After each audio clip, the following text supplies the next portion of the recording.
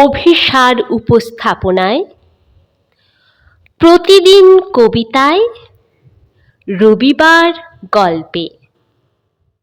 এখন শুনছি আবোল তাবোল, সুকুমার রায়ের বিখ্যাত ননসেন্স ছড়া সংকলন।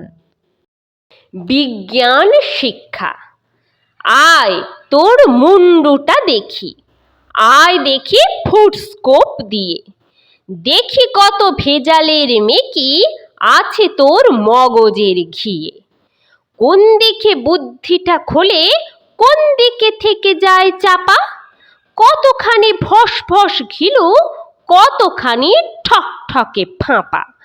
মন তোর কোন দেশে থাকে, কেন তুই ভুলে যাস কথা, আয় দেখি কোন ফাঁক দিয়ে মগজেতে ফুটো তোর কোথা। টোল খাওয়া ছাতা পড়া মাথা, ফাটা মতো মনে হয় যেন, আয় দেখি বিশ্লেষ করে, চোপড়াও ভয় পাস কেন।